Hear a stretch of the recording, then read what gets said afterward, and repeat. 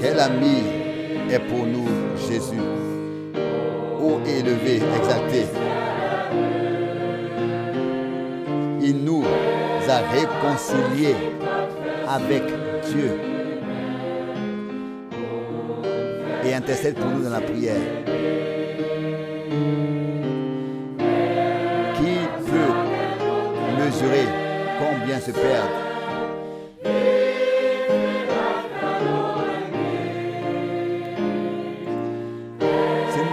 Si nous ne nous tournons pas dans la prière vers le Seigneur et ne le cherchons pas dans la prière,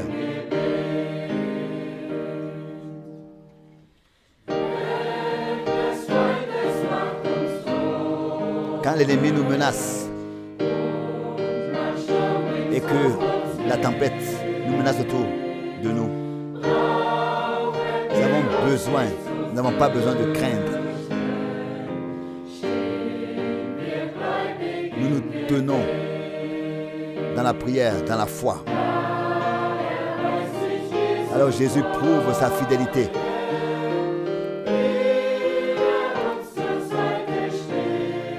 Comme il se tient à notre côté, il manifeste son salut puissant et exauce nos prières.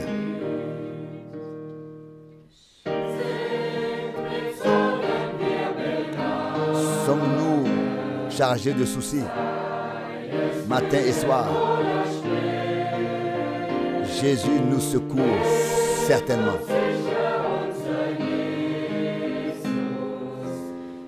Nous venons à lui dans la prière. Quand les amis nous abandonnent, nous allons à la prière. Nous venons à la prière. Et ainsi Jésus est pour nous tout, roi, sacrificateur et prophète.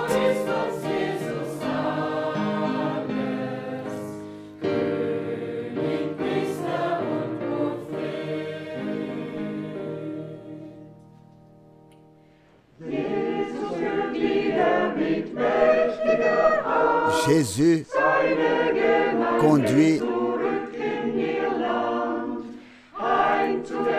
conduit de nouveau à main puissante son Église dans son pays,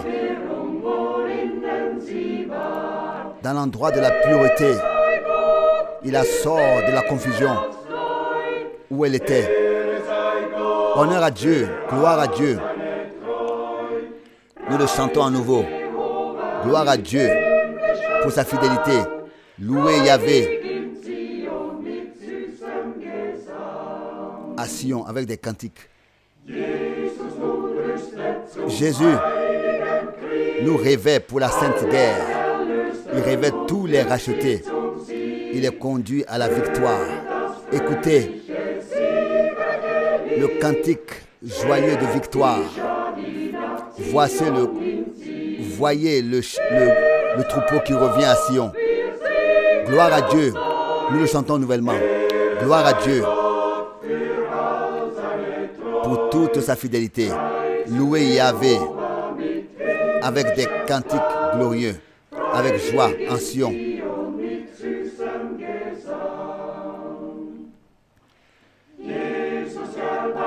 Jésus bâtit qu'une seule église. Elle est parfaite, sans tache, sainte et pure. Mais par le pouvoir de destruction de l'ennemi, elle est allée dans l'obscurité et dans les ténèbres de la nuit. Gloire à Dieu, nous le chantons nouvellement. Gloire à Dieu, il la ramène à Sion. Gloire à Dieu pour toute sa fidélité. Louez Yahvé avec des cantiques de joie à Sion.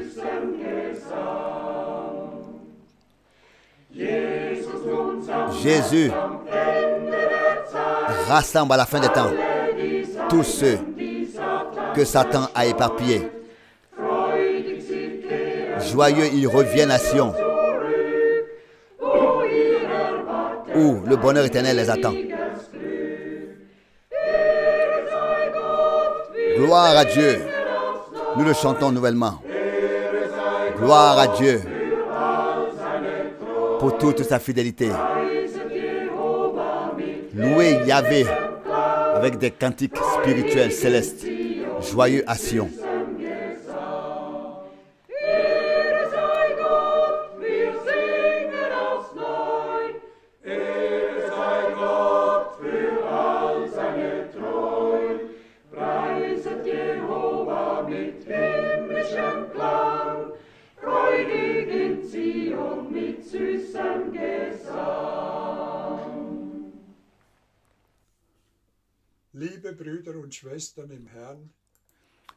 Chers frères et sœurs dans le Seigneur, nous saluons chaleureusement tous ceux qui écoutent, regardent et sont connectés à cette transmission vidéo et à cette méditation de la parole avec frère Franck. Que le Seigneur nous bénisse tous de la richesse de sa grâce. Puisse-t-il également fortifier frère Franck et lui donner la force de faire parvenir la parole à nous de manière puissante.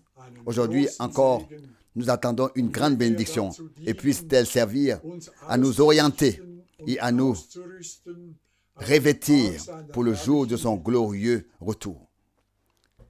Lisons ensemble une parole de la deuxième épître de Pierre, chapitre 1, du verset 3 à 11 inclus. De Pierre, chapitre 1, verset 1 à 11.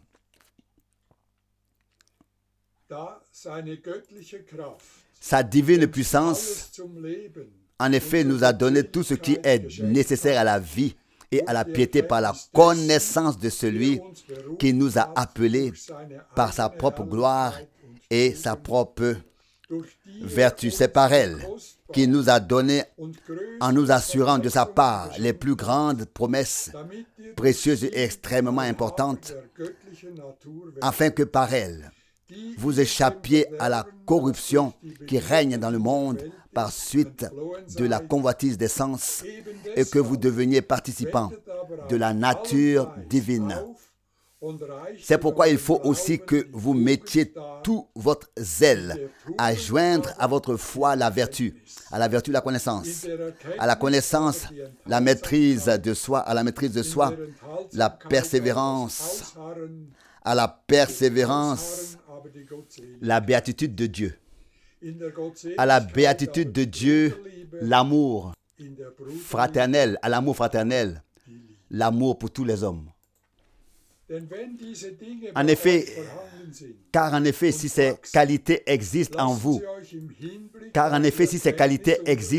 s'accroissent et y abondent continuellement, elles ne vous laissent pas, pour ce qui est de la connaissance de notre Seigneur Jésus-Christ, sans rien faire et sans porter de fruits. Au contraire, celui en qui ces qualités n'existent pas est aveugle par myopie au point de ne voir que ce qui est le plus proche. Et il a laissé dans l'oubli la purification de ses péchés passés. C'est pourquoi, frères, appliquez-vous avec d'autant plus de soin à affermir votre appel et votre élection, car si vous faites cela, vous ne tomberez jamais. C'est ainsi en effet que l'entrée dans le royaume éternel de notre Seigneur et Sauveur, Jésus-Christ, vous sera pleinement et richement accordée. Nous remercions le Seigneur pour des paroles aussi précieuses, pour tous ces apôtres et prophètes, pour tous ces serviteurs qui l'ont fidèlement servi et qui ont placé la vérité sur le chandelier. Nous avons lu, appliquez-vous d'autant plus à affermir votre vocation et votre élection. Et c'est ce que nous voulons faire. Laissons-nous affermir ces choses afin que le jour où le Seigneur viendra, nous puissions nous tenir là, vêtus de blanc et aller à sa rencontre. Qu'il en soit ainsi pour chacun d'entre nous, afin que nous soyons en ces derniers temps entièrement préparés pour le jour de son glorieux retour. Prions et confions cette transmission au Seigneur. Fidèle Père Céleste, nous te remercions pour ta bonté, ta fidélité et de ce que tu nous portes chaque jour. Nous te remercions d'avoir des serviteurs si fidèles qui placent toujours la vérité sur le chandelier. Seigneur, bénis-nous, touche chacun d'entre nous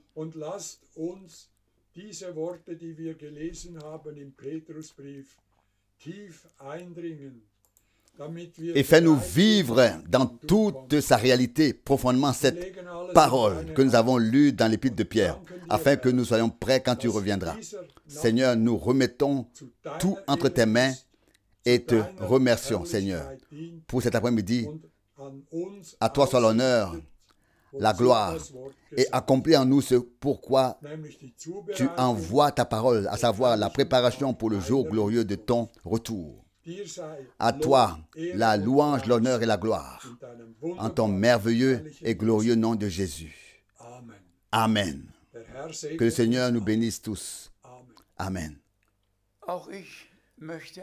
Je voudrais moi aussi saluer tout le monde très chaleureusement au nom très précieux du Seigneur. Nous sommes très reconnaissants pour ces émissions, très reconnaissants, car le monde entier écoute et est ainsi informé de ce que Dieu a promis pour cette époque. Et comme nous l'avons entendu dans la parole d'introduction de frère Scherer, il s'agit de recevoir par les promesses divines une part à la nature divine, d'avoir part à la nature de Dieu lui-même. C'est pourquoi aujourd'hui, nous parlerons principalement des promesses de Dieu et nous soulignerons l'importance des promesses et l'importance de croire aux promesses de Dieu. Un auteur-compositeur de cantiques dit « Les promesses de Dieu demeurent, elles ne chancellent pas éternellement. C'est dans son sang que Jésus a scellé ce qu'il a promis dans sa parole. » Et nous le savons tous, et l'avons souvent souligné, le Nouveau Testament commence par l'accomplissement des promesses qui ont été faites au cours de l'Ancien Testament. Oui, jusqu'au point où il est écrit que nous sommes interpellés en tant qu'enfants de la promesse. Abraham a été le premier et le meilleur exemple. Dès le premier entretien que le Seigneur a eu avec Abraham, en Genèse, chapitre 12, le Seigneur Dieu a fait la promesse. Peut-être lisons-nous le passage biblique maintenant, s'il te plaît. Nous lisons dans Genèse chapitre 12, verset 3. Genèse 12, verset 3. Je bénirai ceux qui te béniront et je maudirai ceux qui te maudiront. Et en toi seront bénies toutes les descendances de la terre. En toi seront bénies toutes les descendances de la terre. Abraham a cru Dieu. Abraham a cru aux promesses. Abraham était obéissant. Et en lui, tous ceux qui croient aux promesses de Dieu, tous ceux qui croient de tout cœur ce que le Seigneur a promis, doivent aussi être bénis. La foi seule est suspendue dans l'air. La foi a besoin de promesses dans lesquelles elle est ancrée. Et c'est pourquoi toute promesse est liée à son accomplissement.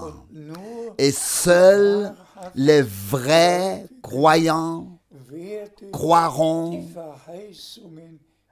aux promesses de Dieu et auront part à la nature de Dieu, la nature divine, comme nous l'avons entendu dans la parole d'introduction, à savoir que nous avons part à la nature divine par les promesses à la nature de Dieu lui-même, par les promesses de Dieu, parce que nous avons absorbé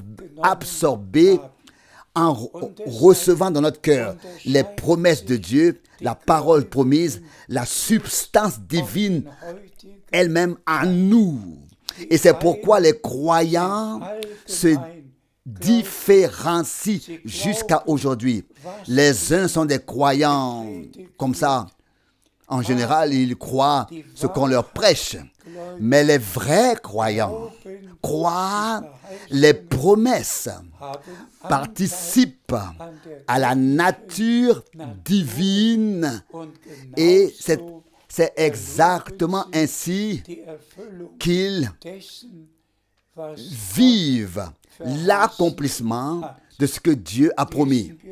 Poursuivons notre lecture. Nous lisons dans Galates chapitre 4, le verset 28. Galates chapitre 4, verset 28. Mais vous, frères, vous êtes à la manière d'Isaac, des enfants de la promesse. Nous ne pouvons que dire Amen à cela. Vous, frères,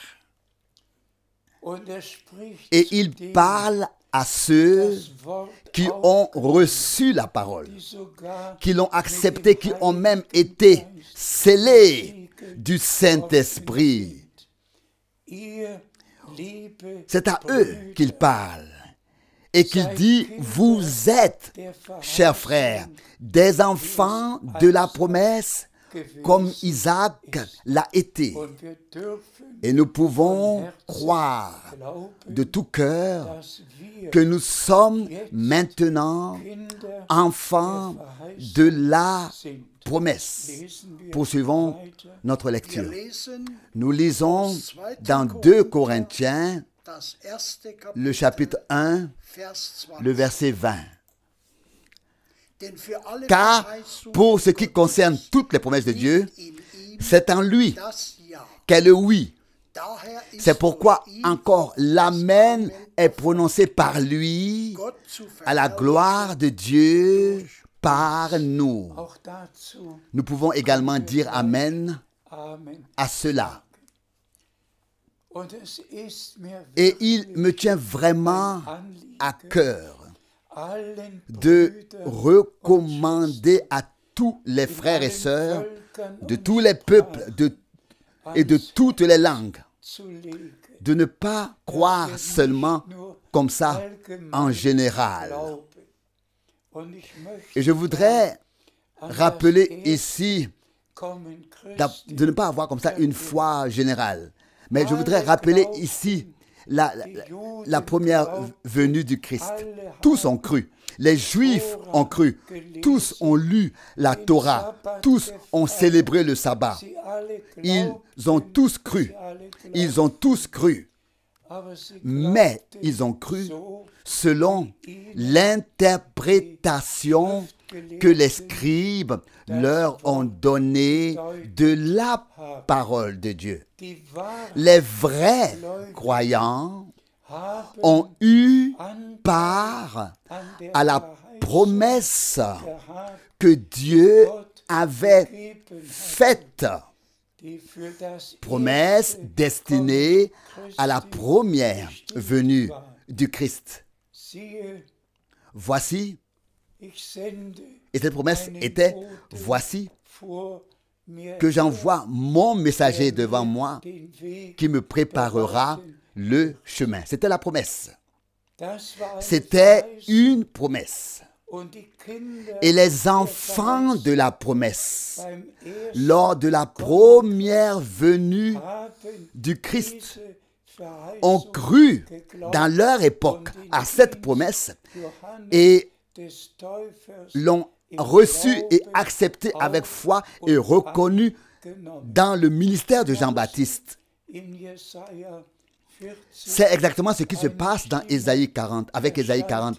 Il est écrit là qu'une voix retentit dans le désert, aplanissez une route pour notre Dieu. Vous connaissez tous, n'est-ce pas, ces promesses. Et maintenant, il faut le souligner encore une fois.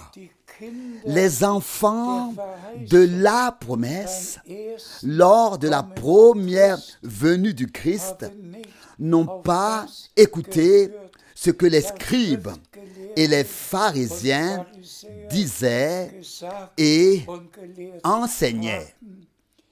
Dieu leur a révélé, donc eux, les enfants de la promesse, à eux, Dieu a révélé que Jean-Baptiste était le prophète promis qui apportait le message divin afin de pouvoir conduire au Seigneur un peuple bien préparé. Un homme envoyé par Dieu, un prophète promis qui pouvait s'exclamer à haute voix, « Je vous baptise d'eau pour la repentance. Celui qui vient après moi vous baptisera d'Esprit Saint et de feu. » Cela n'avait absolument rien à dire aux scribes et aux pharisiens. Mais pour les véritables croyants, dont Jean-Baptiste pouvait dire, en tant qu'ami de l'époux, il a pu crier au peuple que la prophétie biblique s'accomplissait maintenant sous leurs yeux et qu'il pouvait y avoir une part directe. La même chose, frères et sœurs, se passe à notre époque. Nous ne sommes pas là pour juger, mais soyez sincères. Dans toutes les églises, on enseigne et on croit, il est enseigné et il est cru, mais on ne touche pas aux promesses que Dieu a faites pour cette époque dans laquelle on vit. Elles ne sont même pas prises en compte dans leur prédication. Avez-vous entendu une seule fois que dans les églises baptistes, méthodistes, dans toutes les églises, on a parlé, on a prêché concernant la promesse pour ce temps. Avez-vous déjà entendu dans une dénomination la prédication de Malachie? Voici que je vous envoie le prophète Élie avant que vienne le jour grand et terrible et redoutable de l'Éternel. Il ramènera le cœur des enfants vers leur père. Avez-vous déjà entendu que les scribes de notre époque auraient prêché à propos de Malachie, chapitre 17, qu'Élie doit venir premièrement pour rétablir toutes choses? Avez-vous déjà entendu des évangélistes prêcher en mentionnant les promesses pour cette époque dans laquelle on vit? Non. Ils ont tous leur propre programme. Ils croient tous. Ils pensent tous servir Dieu. Mais ici est la différence entre les élus qui croient vraiment de tout leur cœur ce que Dieu a promis dans sa parole pour notre époque, qui ainsi deviennent participants de la nature divine, et comme nous l'entendrons plus loin dans la parole, qui peuvent ce sont ceux-là qui peuvent se dépouiller du vieil homme. Ce sont ceux-là qui peuvent se dépouiller du vieil homme et revêtir l'homme nouveau créé selon la justice de Dieu lui-même. Poursuivons notre lecture. Nous lisons dans 1 Corinthiens, chapitre 2, verset 12. 1 Corinthiens, chapitre 2, verset 12. 1 Corinthiens 2, verset 12. Or, nous avons reçu non pas l'esprit du monde, mais l'esprit qui est de Dieu, afin de connaître ce qui nous a été donné de Dieu par la grâce. Amen. Nous n'avons pas reçu l'esprit du monde. Non. Nous avons reçu l'Esprit de Dieu pour connaître, pour être introduit dans ce que Dieu nous a promis, ce que Dieu a préparé pour nous. C'est ainsi que Paul l'a exprimé, pas une effusion générale de l'Esprit Saint. Beaucoup l'ont reçu. Il y a des millions de personnes qui prétendent avoir reçu le Saint-Esprit. Mais la Bible dit clairement, seuls ceux qui sont conduits par l'Esprit de Dieu, conduits dans toute la vérité, ceux-là sont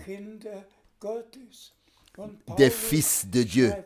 Et Paul écrit ici, nous avons reçu l'Esprit de Dieu pour connaître les choses que Dieu nous a données par grâce, pour connaître ce que Dieu nous a donné par grâce. Donc, pour reconnaître ce que Dieu a promis pour cette dernière époque, pour l'Église. dans cette dernière époque pour l'Église. Nous savons tous que la prophétie biblique s'accomplit sous nos yeux et seuls les aveugles ne peuvent pas le voir. Le monde entier voit l'accomplissement de la prophétie, ou bien alors des prophéties bibliques. Tout ce que notre Seigneur a prédit dans Matthieu 24, Marc 13, Luc 21, concernant les guerres et les cris de guerre, les tremblements de terre, les famines, les pestes et tout ce que le Seigneur a prédit, a annoncé à l'avance, se produit sous nos yeux. Chaque jour, nous recevons de nouvelles informations sur ce qui se passe dans le monde entier. Et aujourd'hui, tous sont informés quotidiennement de ce qui se passe dans chaque pays.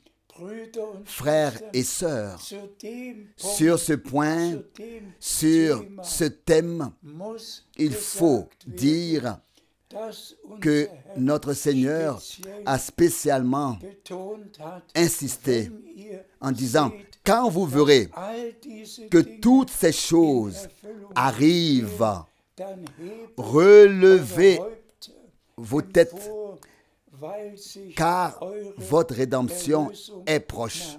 Relevez la tête, car votre rédemption est proche. Aujourd'hui, tout le monde peut lire, oui, dans toutes les églises, aussi les passages bibliques qui parlent de l'accomplissement de ce qui se passe maintenant dans le monde entier. Mais nous pouvons parler aussi de ce que Dieu a promis. Pas seulement prédit, mais promis. Celui qui lit, par exemple, Matthieu 24, constatera ce que le Seigneur a dit, ce qui arrivera alors à Israël, à Jérusalem, au temple. Tout cela est annoncé à l'avance. Et ensuite, celui qui lit pourra lire plus tard ce qui allait se passer en général. Mais entre ces deux choses, il y a le verset principal. Le message de salut du royaume de Dieu sera prêché à toutes les nations en témoignage, et alors viendra la fin. Matthieu 24, verset 14. Le Seigneur a parlé de ce qui arrivera au temple, à Jérusalem, ce qui arrivera avec Jérusalem et à Israël. Tout est arrivé, tout le reste arrive. Mais notre tâche principale est tout de même de proclamer maintenant l'évangile valable éternellement, de la manière dont les apôtres l'ont eux-mêmes annoncé autrefois, avec toute la véracité divine, qu'il n'y a vraiment qu'un seul Dieu, pas trois personnes éternelles, pas trois omnipotents, pas trois omniscients, pas trois omniprésents, mais un seul véritable, éternel Dieu, constitué d'une seule personne, qui s'est révélé pour notre salut dans le ciel en tant que Père, sur la terre dans le Fils, et ensuite par le Saint-Esprit dans l'Église. Mais c'est justement la prédication biblique. Allez aujourd'hui dans toutes les églises. On entend le mot Trinité, Trinité. Et pas une seule fois, ce mot Trinité n'apparaît dans la Bible. Pas une seule fois, le mot, le Dieu trinitaire n'apparaît dans la Bible. Pas une seule fois dans la Bible, il n'est écrit Dieu le Fils. Frères et sœurs, le temps est là pour nous de relire la Bible. Il est toujours écrit encore: loué soit le Dieu et Père de notre Seigneur Jésus-Christ. Et c'est très, très important. Là où Dieu est écrit, Dieu, le mot là, Dieu doit être laissé à sa place. Et là où il est écrit Seigneur, là on doit laisser cette expression Seigneur. Dès le début, nous voyons cette différence sur laquelle nous ne pouvons pas nous étendre dans cette étude biblique aujourd'hui. Mais disons-le encore une fois, la véritable Église revient maintenant à la véritable foi, un seul Seigneur, une seule foi, un seul baptême, comme c'est écrit dans Éphésiens 4. Et ce baptême se fait dans le nom en qui Dieu s'est révélé à nous comme Père, dans le Fils et par le Saint-Esprit, à savoir dans le nom de notre Seigneur Jésus-Christ. Et si tout le monde savait, malheureusement savait, que la Bible a été traduite par des gens qui croyaient à la Trinité.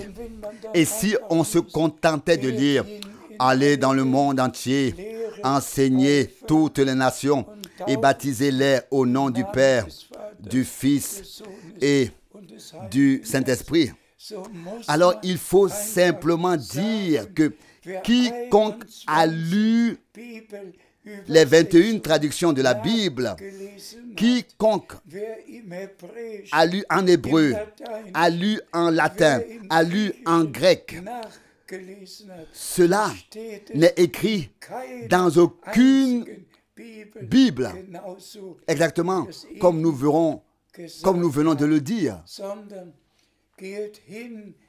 Mais il est écrit, mais allez dans le monde entier et prêchez l'évangile à toute la création. Et puis ensuite s'accomplit. Celui qui croit et qui est baptisé, et baptisez-les dans le nom du Père, du Fils et du Saint-Esprit. Baptisez-les dans. Donc, le Père est un titre, le Fils est un titre, ce n'est pas un nom, s'il vous plaît. Et nous devons baptiser au singulier dans le nom, donc pas dans les noms, mais dans le nom, dans lequel Dieu s'est révélé à nous, dans le nom. Et s'il vous plaît, vous aussi, prédicateurs, s'il vous plaît, lisez donc le Nouveau Testament avec respect. Respectez les Écritures. Lisez ensuite les Actes des Apôtres. Lors du premier sermon, lors de la fondation de l'Église du Nouveau Testament, Pierre, sous l'inspiration du Saint-Esprit, a dû s'exclamer et proclamer que chacun de vous soit baptisé au nom du Seigneur Jésus-Christ. Actes des Apôtres 2, 38. Et c'est ainsi que tous ont été baptisés au nom du Seigneur Jésus-Christ depuis la Pentecôte pendant toute la période apostolique. Frères et sœurs bien-aimés et chers prédicateurs, surtout dans les églises pentecôtistes. Comment pouvez-vous prétendre avoir reçu le Saint-Esprit et ne pas enseigner comme Pierre l'a enseigné, ne pas baptiser comme Pierre a baptisé, ne pas enseigner comme Paul l'a enseigné, ne pas baptiser comme Paul a baptisé? Comment pouvez-vous prétendre avoir reçu le Saint-Esprit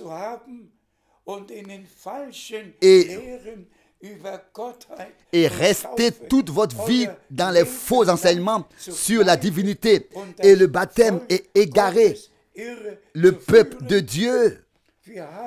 Nous avons pourtant lu, vous avez reçu de Dieu l'Esprit qui vous conduit dans toute la vérité. Jean 17. Le Saint-Esprit ne confirme pas les fausses doctrines. Le Saint-Esprit ramène à la parole. Et c'est pourquoi nous apprécions tant le ministère de Frère Branham que Dieu a envoyé avec un appel spécial donc, l'a envoyé avec un appel spécial avant le retour du Christ, avec un message divin.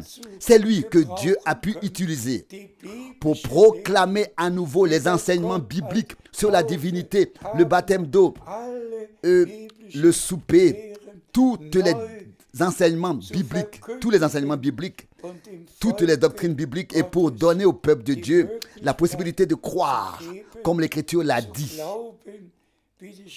Et c'est maintenant que sera révélé si nous écoutons vraiment ce que l'Esprit a à dire aux églises par la parole, ou si nous continuons comme jusqu'à présent, malgré tout.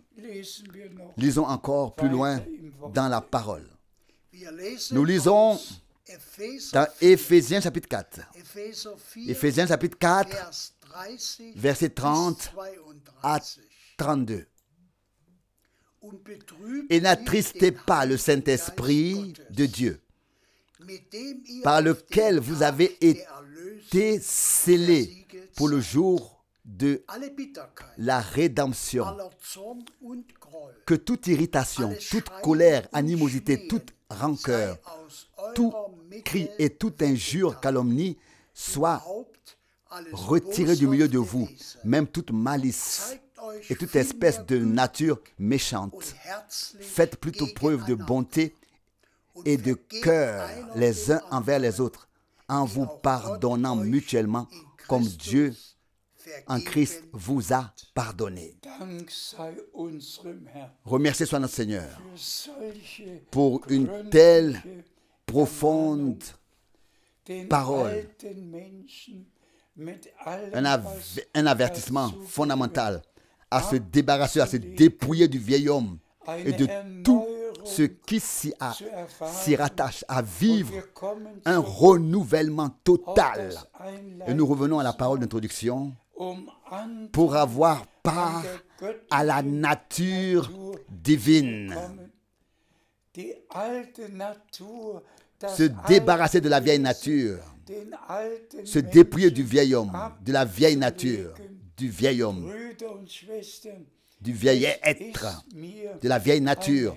Frères et sœurs, il me tient à cœur que chacun d'entre vous relise ces passages bibliques dans la prière et s'examine pour savoir si c'est ainsi chez nous, en nous, si cela a déjà pu devenir ainsi, comme cela doit être ainsi, pour que nous puissions subsister devant Dieu. La proclamation du message de la fin des temps, le véritable message divin du salut, a un objectif. C'est de présenter l'Église épouse de telle sorte qu'elle soit prête, sans tache et sans ride, lors du retour de Jésus-Christ, notre Seigneur. Et c'est pourquoi la proclamation approfondie de la parole de Dieu, selon laquelle le vieil homme est vraiment dépouillé, mort, et que nous sommes morts avec Christ, enterrés, ensevelis avec lui et ressuscités avec lui pour marcher désormais en nouveauté de nature, en nouveauté de vie, comme Paul en a témoigné dans Romains chapitre 6. S'il vous plaît, mettez-vous vous-même à l'épreuve à ce sujet et examinez-vous vous-même et le Seigneur vous accordera sa grâce. Je vous en prie.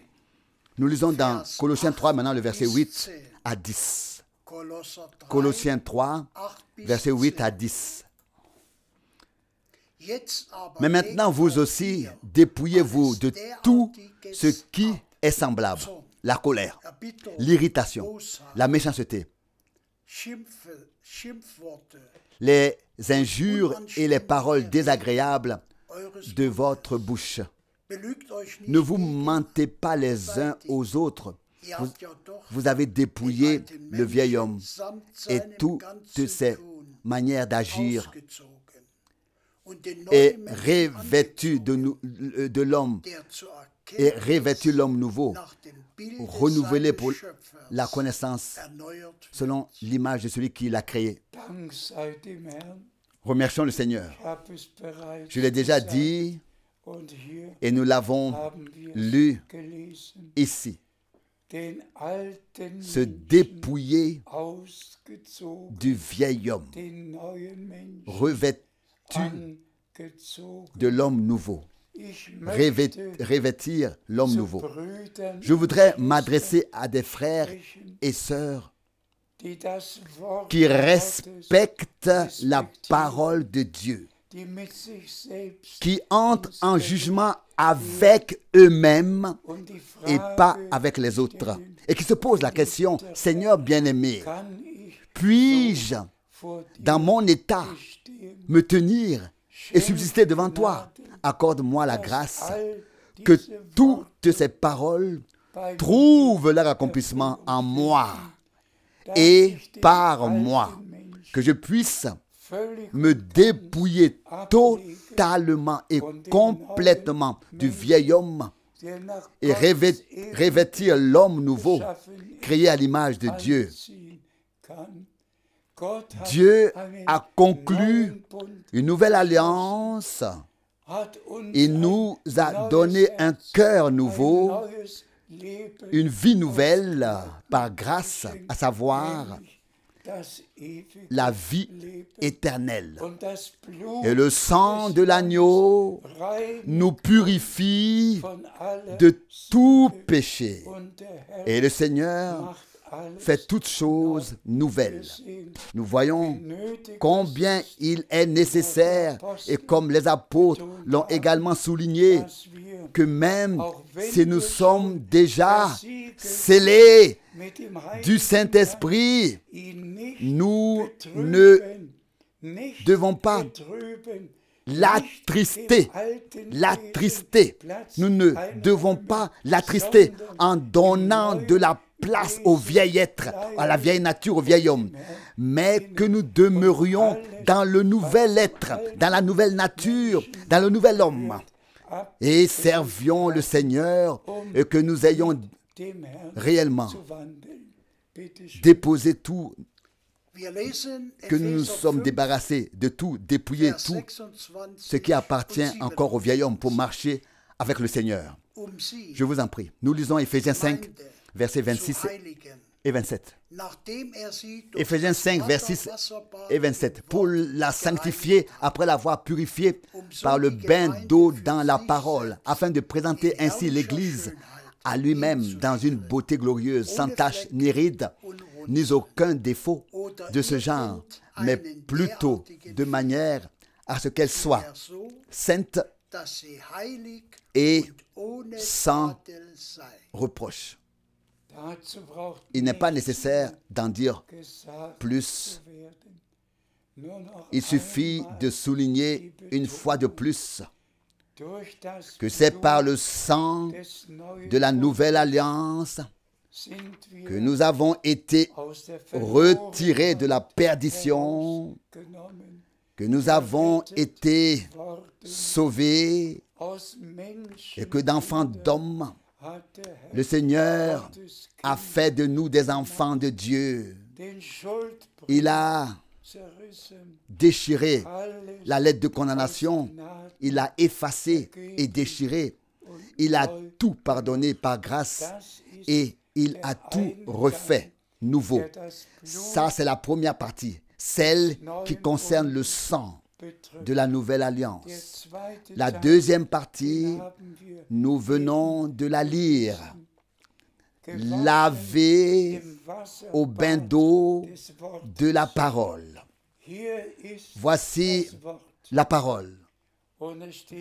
Et il est réellement écrit bain d'eau dans la parole. Donc, pas seulement une aspersion avec la parole, mais une immersion dans la parole de Dieu et avec la parole de Dieu. De même que nous avons été entièrement justifiés, purifiés, sanctifiés par le sang, de même nous sommes immergés entièrement, purifiés entièrement, sanctifiés par le bain d'eau de la parole. Et pour cela que Dieu nous accorde sa grâce. Pourquoi les apôtres ont-ils annoncé ainsi la parole? Pourquoi frère Branham a-t-il dû mettre l'accent sur la parole à notre époque? C'est pour qu'une correction divine puisse être apportée. Une correction. Et je souhaiterais que toutes les églises puissent être plongées dans le bain de la parole. Mais cela n'est pas promis et n'arrivera pas.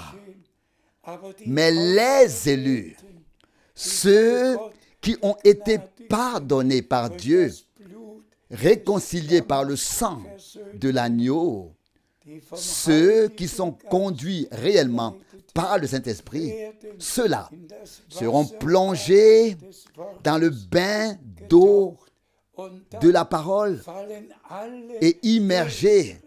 Et alors, toutes les fausses doctrines tomberont. Toutes les interprétations, toutes les doctrines qui ne sont pas dans la parole de Dieu doivent tomber. Et oui, tomber. Nous sommes immergés avec tout ce que nous avons. Nous avions, mais en mettant en évidence uniquement ce qui est écrit dans la parole de Dieu. Et comme Paul l'a exprimé, pour présenter au Seigneur une épouse lavée de toutes ces choses. Oui, une église sans tache, sans ride. Et c'est ce qui se passe aujourd'hui. Le troupeau racheté par le sang prend un bain complet dans la parole de Dieu. Et il ne reste alors rien d'autre que la parole pure et sainte de Dieu dans l'église du Dieu vivant. S'il te plaît, nous lisons dans Romains chapitre 5, le verset 5. Mais l'espérance ne conduit pas à la déception, parce que l'amour de Dieu a été répandu dans nos cœurs par le Saint-Esprit qui nous a été donné. Amen. Plus de déception, car l'amour de Dieu a été répandu dans nos cœurs.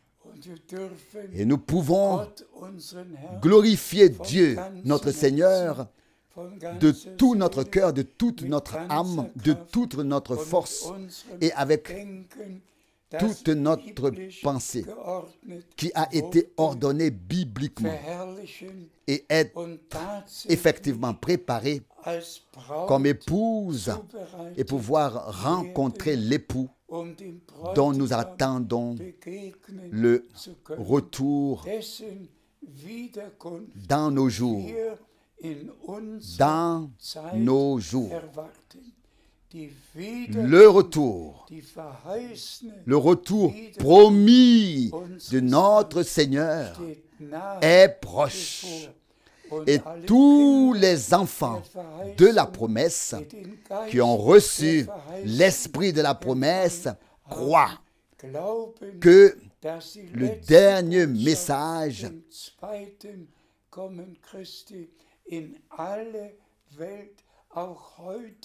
précède le retour de Christ dans le monde entier. Même aujourd'hui, cette émission va dans le monde entier afin que l'Église épouse soit préparée et puisse se tenir sans tache et sans ride devant lui lors du retour de Jésus-Christ. S'il te plaît. Nous lisons dans 2 Pierre, chapitre 3, 2 Pierre, chapitre 3, verset 9.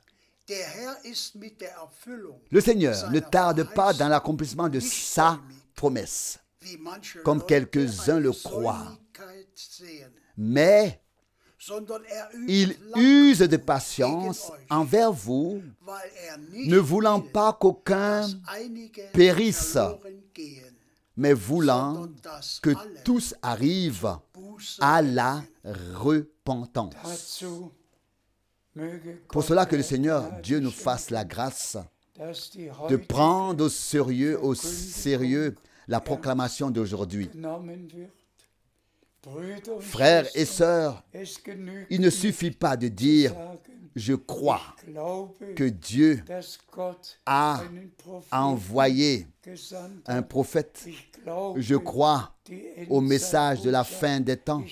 Je crois que je suis scellé. » Cela ne sert à rien si notre foi n'a pas intégré tout le reste. Que nous sommes dépouillés du vieil homme, que nous sommes débarrassés et laissés laver de tout ce qui ne vient pas de Dieu dans le bain de la parole, de toutes les interprétations et de tout ce qui n'est pas en accord avec la parole de Dieu. Nous devons tous en arriver à pouvoir dire en toute bonne conscience, Seigneur, bien-aimé, si tu revenais aujourd'hui, serais-je prêt à te rencontrer et à entrer avec toi dans la gloire? Que nous atteignions effectivement cet état, cet humble état divin, que nous nous examinions nous-mêmes et que nous soyons obéissants et que nous nous débarrassions et que nous déplions de ce qui appartient au vieil homme lui-même et à ses œuvres, et à revêtir tout ce qui appartient à l'homme nouveau, pour pouvoir ensuite vivre vraiment en accord avec la parole de Dieu en toutes choses, et attendre et prétendre ensuite attendre le retour de Jésus-Christ, de notre Seigneur. Et comme nous l'avons lu, le Seigneur ne manque pas, ne tarde pas à accomplir ses promesses. Il tiendra sa promesse. Il l'accomplira, la promesse de son retour. Il a en effet promis, je m'en vais vous préparer une place. Jean 14, et je reviendrai et je vous prendrai avec moi. La promesse demeure et s'accomplira.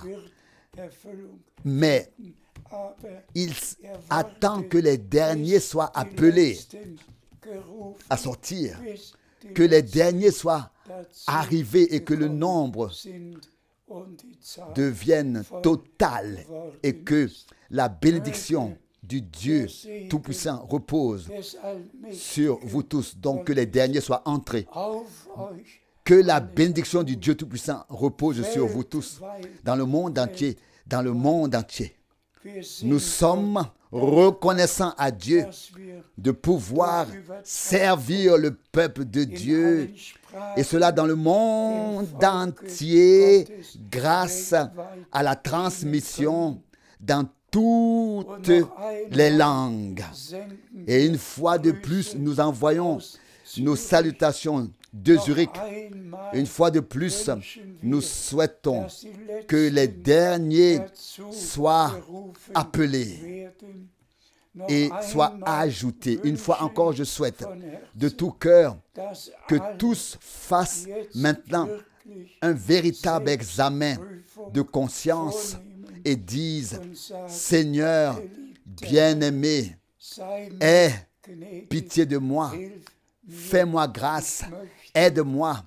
Je veux être prêt devant toi quand tu reviendras.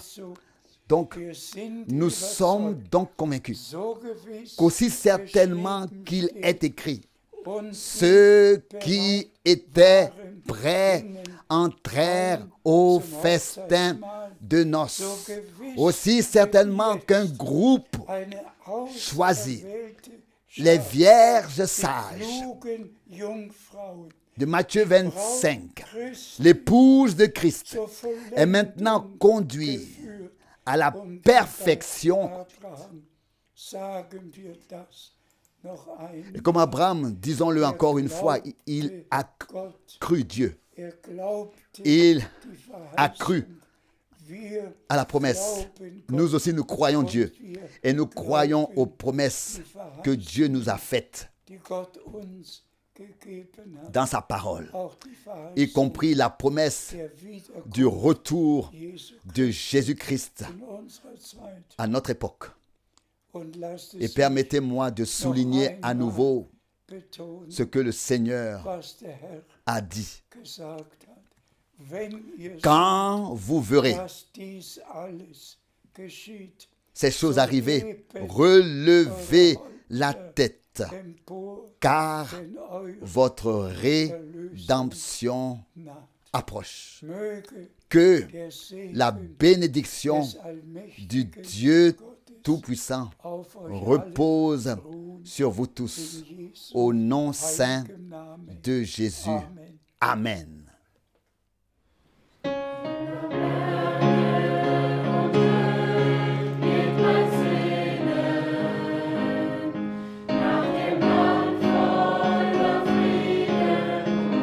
C'est la nostalgie de ce pays où la joie et la paix habitent. Ici, il y a encore des larmes et des détresses. Là-bas, ce sera glorieux. Ôte de moi ce qui ne te plaît pas, ô Seigneur. Comme je suis, Seigneur, ainsi je viens à toi. Par ton sang, lave-moi et que je sois rempli de ton esprit. Accorde-moi ta grâce pour vivre pour toi et pour toi seul.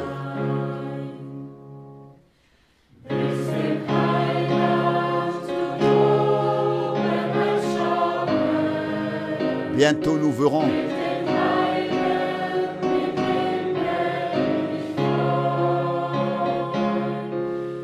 tous nos bien-aimés dans la gloire.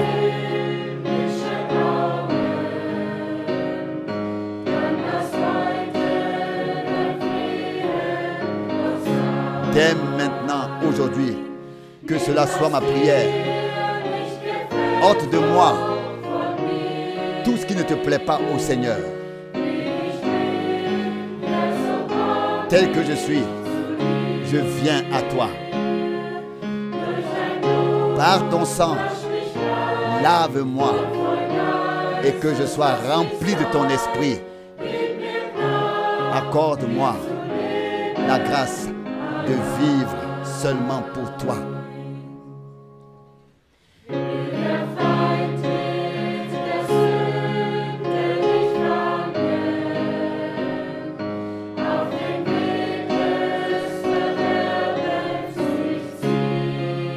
Alors que l'ennemi essaie de m'attirer sur le chemin de la perdition,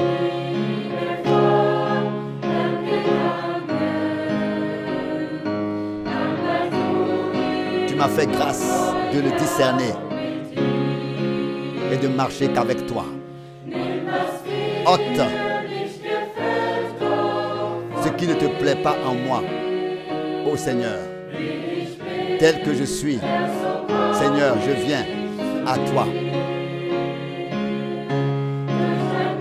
Par ton sang, lave-moi et que je sois rempli de ton esprit. Accorde-moi la grâce de vivre que pour toi.